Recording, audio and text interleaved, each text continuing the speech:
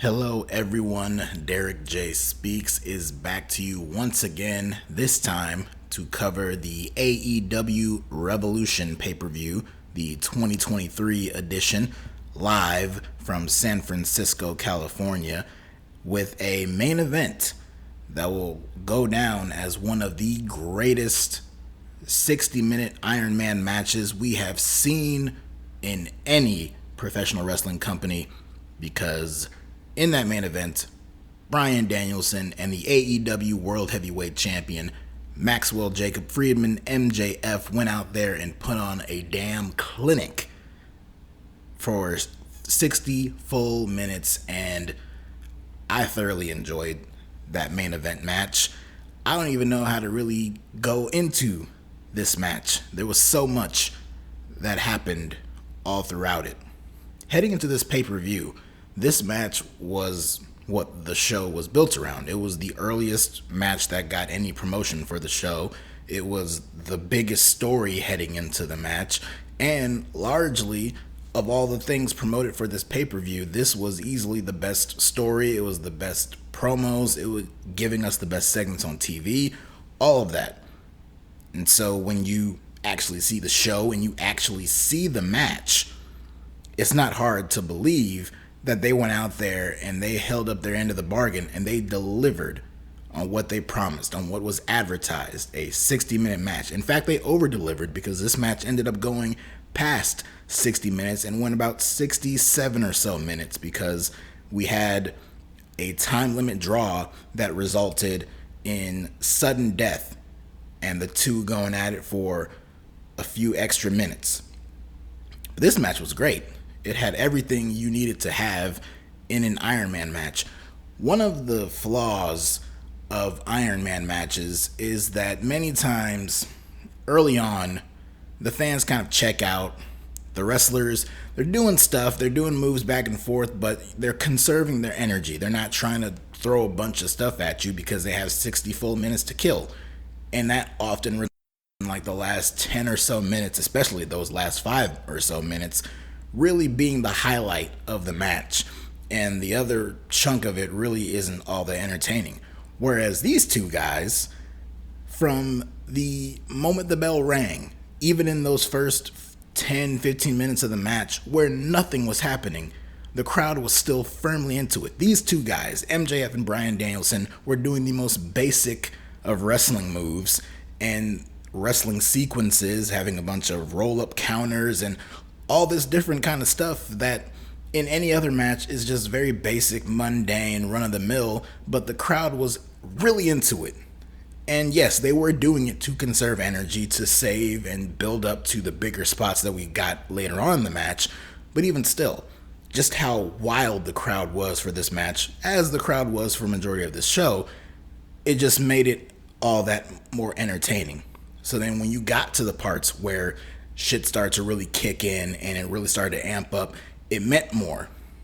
It was about 34 minutes left in the match until we finally got the first fall, which was Bryan Danielson getting the win with the Busaiku knee.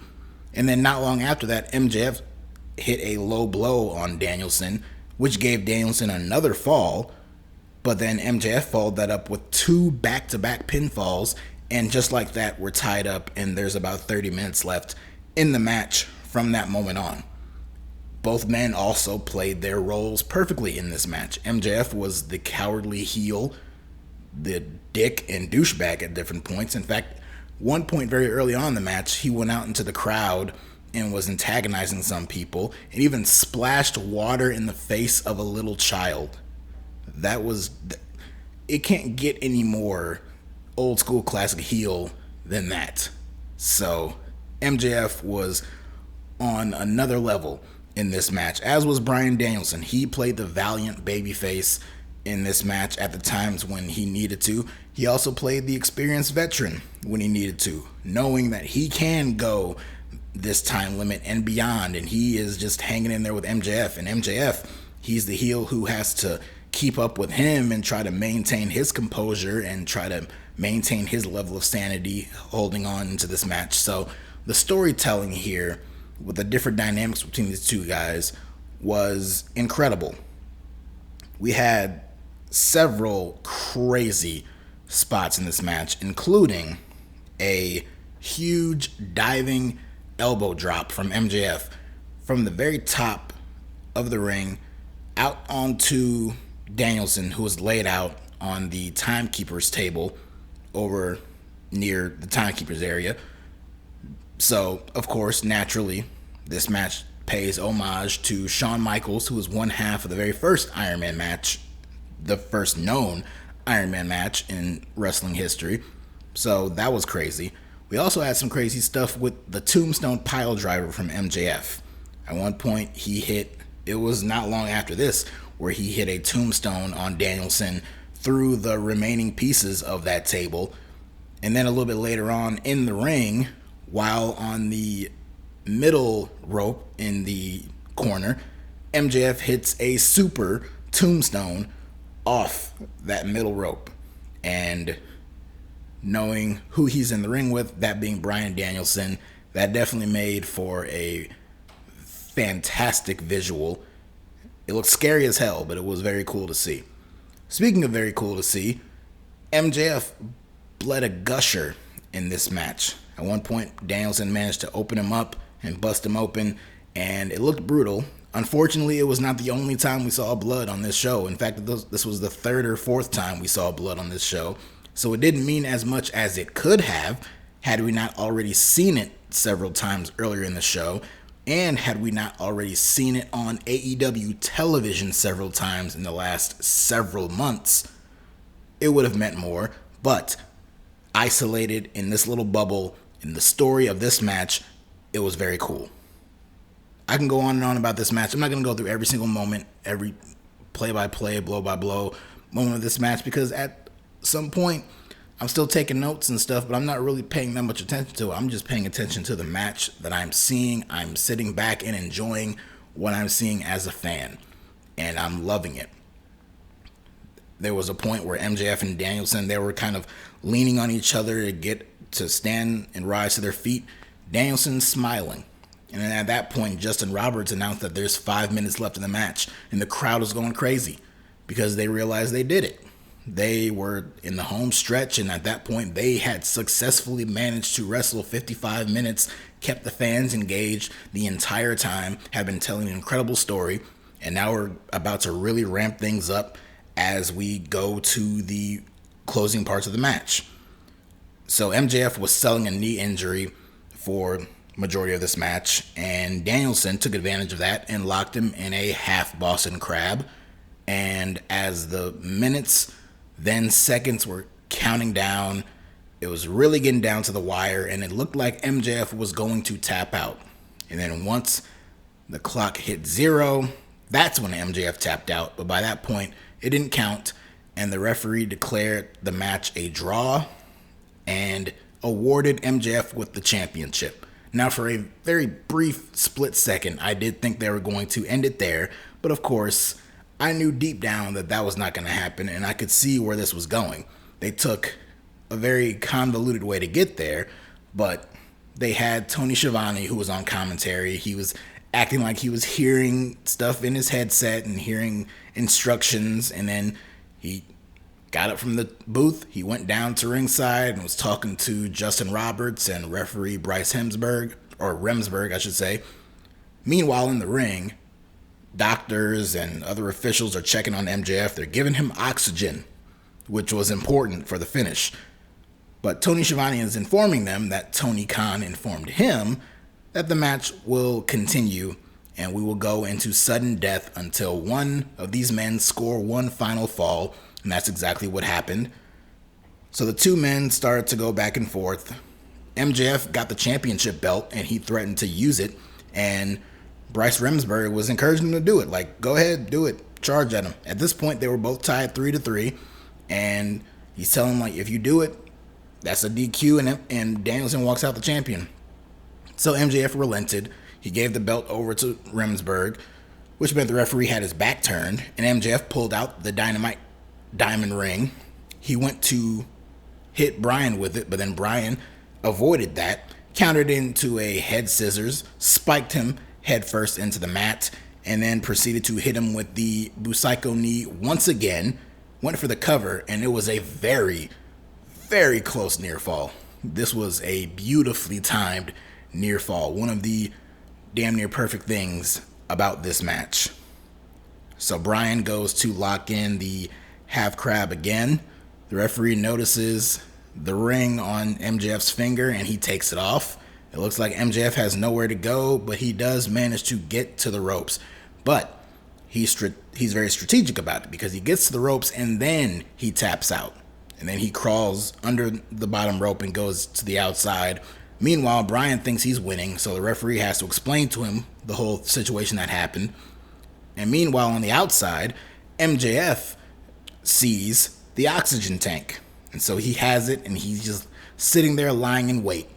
And Danielson, he's reaching out and leaning over the apron under the bottom rope, leaning to the outside to retrieve MJF. And MJF just blasts Danielson right in the head with the oxygen tank. He gets back in the ring, and then he locks him in the label lock. And we've seen a similar finish with MJF before, where he uses some kind of maneuver, or he uses some kind of illegal object to knock his opponent out, and then he locks him in a submission hold and acts like he's getting the clean win. Instead, this time, it did not work, because as Bryan was out, the referee was throwing up the arms, and before that arm could hit for a third time, Bryan was powering himself up. He was getting back into it. But then Bryan, as he's powering himself up, he starts to slowly go back down. And instead of passing out, he taps out. So this is about the cleanest MJF victory you can get. He still used the oxygen tank, and he still was using underhanded tactics in the match. But he forced Bryan to tap out. And like I said, this is about the cleanest victory I've ever seen MJF have. He don't get too many. And so this is about the closest thing you'll get to an MJF clean victory on pay-per-view. But that was it. That was the match. That was over. Like I said, I'm not going to go through every single thing that happened in this match. I encourage you. I know it's an hour. It's an hour and some change. But this match is worth it. Hands down, one of the best Iron Man matches of all time. Many people praise the hell out of Shawn Michaels and Bret Hart from WrestleMania 12. It's the first ever Iron Man match. I get it. I respect it for its legend and its legacy. It's not one of my personal favorites. Many moments in that match, especially the last several minutes or so, are excellent. But as a whole, it's not my cup of tea. There's been other Iron Man matches that I've loved. Triple H and The Rock had a great Iron Man match at Judgment Day in 2000. Brock Lesnar and Kurt Angle had a great Iron Man match on SmackDown in 2003. I'll give the devil its due. John Cena and Randy Orton, as sick to death of their matches as I was, the two of them had an incredible Iron Man match at the Bragging Rights show in 2009. We've also had a couple of 30-minute Iron Man matches in different companies. In fact, in AEW, Kenny Omega and Pac had a 30-minute Iron Man match back in 2020. That's still one of the best Kenny Omega matches I've ever seen in AEW. But this one here, on this night, this was great. This was greatness. The Iron Man match is a very hard stipulation to do. You are telling people in advance that they have to sit there for an hour and watch these two guys go back and forth, knowing that it's really not going to matter until those last 5 minutes or so. And while that was technically the case in this match, they still put in a hell of a lot more work, a great story, and some great action. And I just can't give them enough credit and respect. MJF, if you don't believe it by now, I fear you never will. MJF is a great wrestler. Bryan Danielson, we all know he's one of the greatest of all time. There's an award named after the guy. He's one of the greatest of all time. MJF is one of the best in the world today. He does not wrestle much, but when he does, it's a great match. More often than not, I have yet to see very many bad MJF matches, and this certainly was not one of them. In fact, this was one of the best matches of the entire year, and personally, one of my all-time favorite Iron Man matches that I have seen. So hats off to both men here. I don't know where they go from here. This has been the best story on AEW television for months. The stuff back and forth with MJF and Bryan Danielson. I can't possibly see there being a rematch from here. There were times in the match where Danielson did pin and make MJF tap out and all that, so maybe they could go with that, but I don't that's the concept of the match. I don't see that branching out into them having a rematch, nor do I believe there should be a rematch. Although I would not mind seeing these two guys go at it again, but I don't think there's going to be a rematch between the two of them. Bryan Danielson, I don't know where this leaves him. I don't know who on the roster there is for him to feud with next. MJF, who could possibly be the next challenger for him? There's many names out there who are potential challengers for him down the line. And maybe one of those next challengers was someone who also won a big match on this same night. And that was Hangman Adam Page, who beat Jon Moxley in a brutal Texas death match. It was bloody, as you would expect. It was a Jon Moxley match, so of course it was. And it was very brutal. There was a lot of barbed wire, a lot of cutting each other with barbed wire. There was barbed wire tables and barbed wire chairs and wrapping barbed wire around our bodies like Hangman did at one point when he wrapped barbed wire around him and he hit a moonsault off the top turnbuckle down onto the floor onto Moxley. It was gruesome, to say the least. Many times they would cut to shots of people in the crowd who looked concerned, worried, scared, mortified. I had similar expressions throughout this match. It was brutal.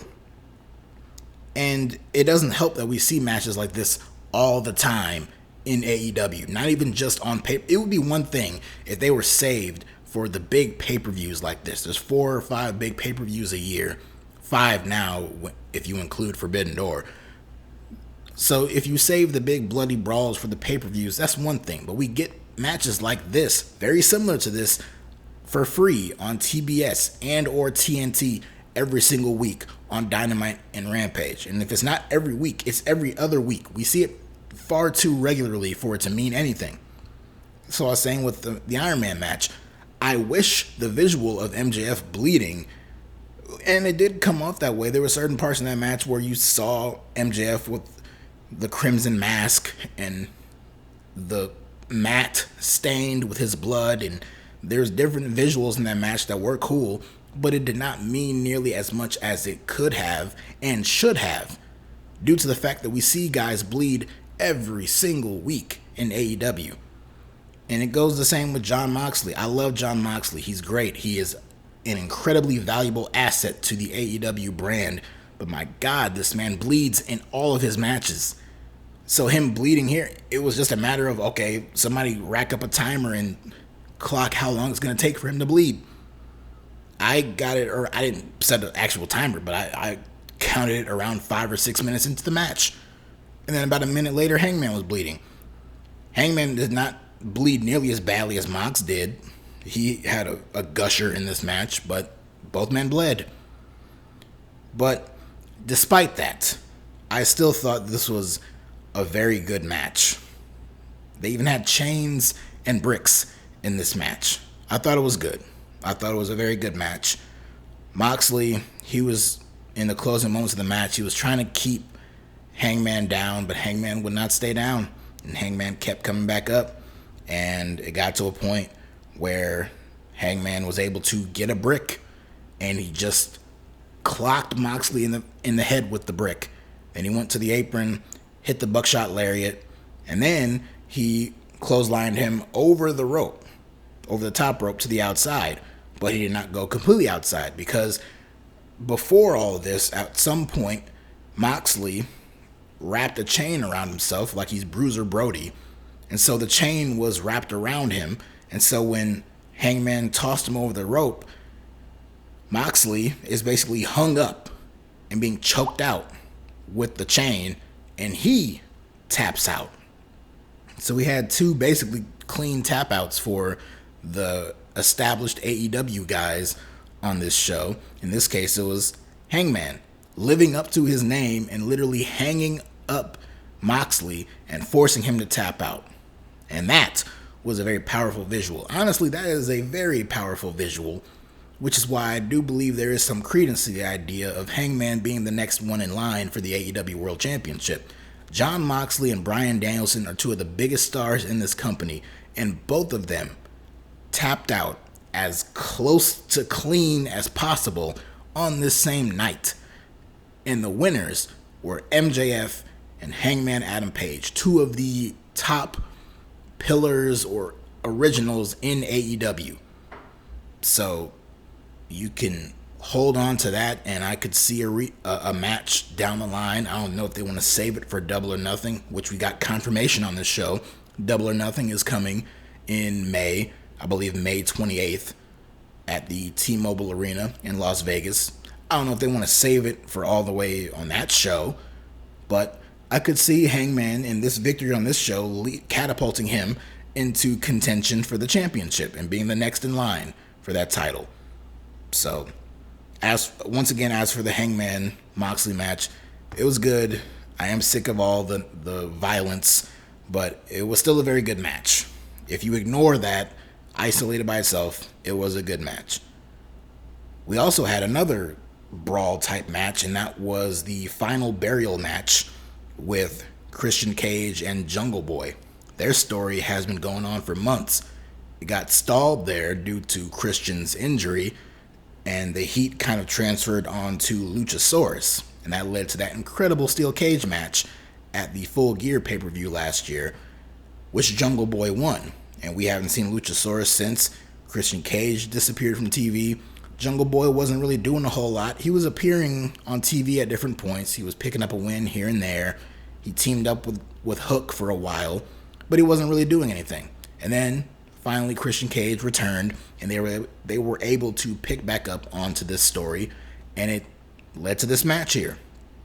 Basically a combination of the buried alive stipulation and the casket match stipulation, where you had to throw your opponent into the casket, which then had to be buried. So I thought that was a very cool, unique spin on this stipulation. A stipulation that we really have not seen in years, because it's a stipulation that was really attributed to guys like Kane and The Undertaker in WWE, and then elsewhere in places like TNA and whatever, you had Abyss. So that's where you really saw stuff with the caskets and buried alive and all that. So we really haven't seen it in a very long time. But it was very fitting with this story. And I thought they had a great match here. It was one of the better matches on the show. And Christian was the perfect foil. He's been a perfect villain throughout this entire story. And it was finally time for him to get his comeuppance. It was finally time for Jungle Boy to become a man. I feel like we say this a lot. I feel like we go through this all the time of this is the moment where Jungle Boy becomes Jungle Man. I feel like I've said that for like a year and a half now. But I believe this is really where it happened, because he was finally able to put down Christian. All the shit that he has talked about him and his family and all the crap he's put him through for these last several months, this last year or so really, he finally was able to put him down. He hit him with a brutal concerto. I know it wasn't real, but goddamn, that was just brutal. And he tossed him into the casket, but he took a moment to reflect.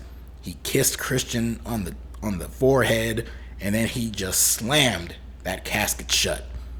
It was funny because Taz was on commentary. He's like, "What are you doing? Like, just close the casket." And then, like clockwork, Jungle Boy did, and emphatically he did. And the casket just basically sunk down into the grave, and Jungle Boy got the win. So I feel like this story is over now. It was a good story, but I see no reason for it to continue. Speaking of which, the show opened with Chris Jericho versus Ricky Starks, with the Jericho Appreciation Society banned from ringside. Going into this match, Ricky Starks already beat Chris Jericho, but then he had to jump through further hoops to get a rematch with the same man that he already beats. But he finally got the match here, and at least the good part is Ricky Starks won. And the match itself was good. It was a very good opening match. The crowd was hot for it. At one point, Sammy Guevara came out and he was trying to interfere, but then Action Andretti prevented him from doing so. Even though the JAS were all banned from ringside, I don't know what Sammy was doing out there, but he was a non-factor because he got attacked by Action Andretti. But meanwhile, this was distracting the referee, and so Jericho used Floyd the Bat and just bashed Ricky Starks in the ribs, the injured ribs that he was selling throughout the match. Jericho went to hit the Judas effect, but for what I believe is the first time ever, someone actually blocked the Judas effect. And Ricky blocked it, and then he just started delivering a bunch of forearms to the back of his head. He got him down. He was going for the Rochambeau, but Jericho prevented it. And then Ricky pulled him in, basically hit him with a V-trigger, and then finally got him up, hit him with the Rochambeau, and got the clean win. So Jericho, his Revolution pay-per-view record is now at a startling 0-4, and he is now 0-2 against Ricky Starks, which was for the better. And I don't need to see a rematch. I don't need to see the story continue. What I need to see is Ricky Starks move on and feud with someone else. I don't know who that could be. I don't know who Chris Jericho could feud with either, but I'm less concerned about him and more concerned with Ricky Starks, who is the future. And wins like this are good to keep establishing him as he keeps climbing that ladder and getting higher and higher into this company. So, good for Ricky Starks that he got the win here. Other things that happened on this show, we had a trios match for the AEW World Trios Championship. The House of Black challenging the Elite. The build-up to this match was non-existent. It was pretty lackluster and kind of lame. But I knew the match itself would rule. And indeed, it did. And the fans were really into this match. They were really into Malachi Black versus Kenny Omega. And you know what? I am too. This match reminded me, for as fun as the trio stuff can be, it reminded me of just how much I actually miss seeing Malachi Black, in singles competition. I'm cool with the House of Black and the whole faction and everything, and Brody King is great, Buddy Matthews is great, Julia Hart, she's good in her role, but I miss seeing Malachi Black in singles action, in singles matches, and feuding with other people, apart from the collective of him with the House of Black. So, despite winning the trios titles, hopefully we can get some kind of version of that going forward. But I feel like those honors might go to Kenny Omega before they go to Malachi, unless they keep this feud going and they swap the belts back and forth. But I don't think that'll happen. But this was a great match. At one point, Julia Hart was on the apron trying to run interference. Malachi ducked out of the way, but Kenny Omega connected with the V-trigger on Julia Hart. And so Julia took a bump in this match. That was a pretty cool visual. Kenny Omega didn't seem too bothered by it, and he proceeded to continue on with the match, which he proceeded to lose. Although he was not the one who took the fall. I believe that was Matt Jackson, who got hit with the Black Mass kick and then got hit with the Dante's Inferno and got laid out and pinned by Malachi to give the House of Black the Trios Championships. Those titles, as soon as they were introduced, the two teams who came to mind, actually three, there were three teams that came to mind of who would conceivably be the ones to win those titles in the future. It was the Elite, it was Death Triangle, and it was the House of Black. And now all three of them have officially won those trios titles. Like I said, going forward, they could easily just pair these two teams up again. Preferably not a best of 7 series or anything like that. We don't need that. But if they want a big TV main event, maybe we could get a rematch on Dynamite at some point in the future. But otherwise, we can just move on and let the Young Bucks re-enter the tag team division and feuding with other tag teams, and let Kenny Omega kind of do his thing in singles competition. He has really not done much of anything, so I don't really know what to do with him, but there's a couple of stories that you could probably tell with him in the future. And the Young Bucks, it would be for the best that they re-enter that tag team division, because the tag team division really isn't all that great, as evidenced by the match that we got on this show, which was a fatal 4-way match for the tag team titles. It was the Guns defending their titles against the Acclaimed, and the teams of Jeff Jarrett and Jay Lethal, and Orange Cassidy and Danhausen. This did not need to be a fatal 4-way match. I'm positive the only reason it was just a reason to get guys like Orange Cassidy on this pay-per-view, and Jeff Jarrett for some reason. I have no idea why Jeff Jarrett has a spot on a pay-per-view in 2023, but here we are. The Guns won. I assume this was done to avoid the Acclaimed losing again to the Guns, the Ass Boys, which is why they had them pin Danhausen. They had some comedy stuff throughout the match with Danhausen and Jeff Jarrett and Orange Cassidy and all that good stuff, I guess. It was entertaining for the most part. It was quick, one and done, but in the end, the Guns retained their titles. And as they were being interviewed by Renee Paquette after the match, we heard the theme song of FTR, and out came Dax Harwood and Cash Wheeler, taking a break from their very opinionated podcast to make their return to AEW television, and they attacked the Guns. I misspoke earlier. I said there was about 3 or 4 times of blood. I think there was about 5 because Dax Harwood bled in this segment. I don't even know what happened. I must have missed it. I must have put my head down and missed it, but I looked up and Dax Harwood is bleeding on the side of his face. So, my God, the blood in this company. But FTR, they laid out the Guns. They hit one with an assisted pile driver, and they hit the other one with the shatter machine. So I don't know if they're back to do the honors for the Guns and put them over in a title match and then leave, or if they did re-sign new contracts, new deals, and they are back permanently in the company. I guess we'll see when we get that match.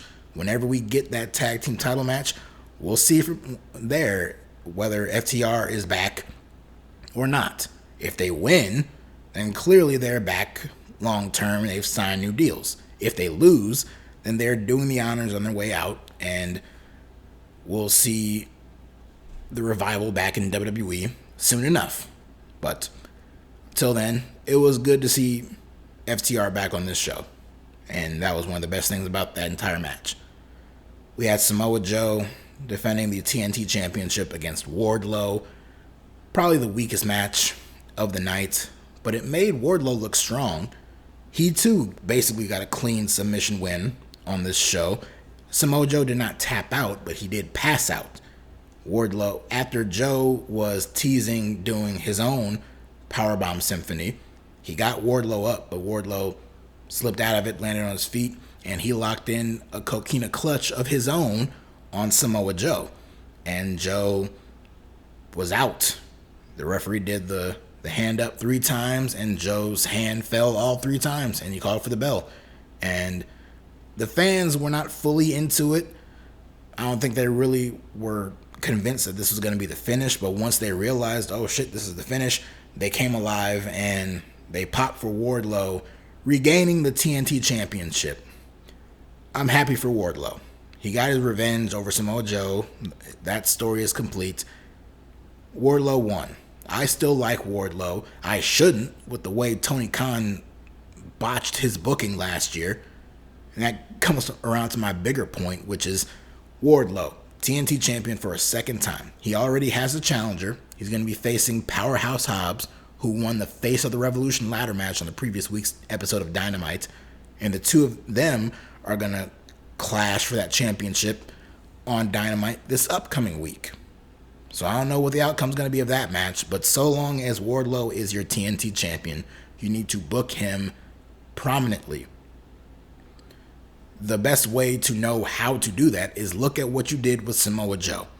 Look at what you did with Darby Allin. Darby Allin only held that championship for like a month and a half, but still, both examples are what you do with your TNT champion. You put him on TV, you give him some action, you put him in exciting matches. Darby Allin was main eventing some of those shows. So do that with Wardlow. It should not be that hard. Wardlow has a gimmick. He powerbombs people. He beats people up. People pop. It's very simple. Just send them out there as frequently as possible and give them engaging stories to participate in, and you're good. So hopefully Tony Khan does it right this time. And last but not least, I'll be talking about the triple threat match for the AEW Women's World Championship. Jamie Hayter defended against Saraya and Ruby Soho.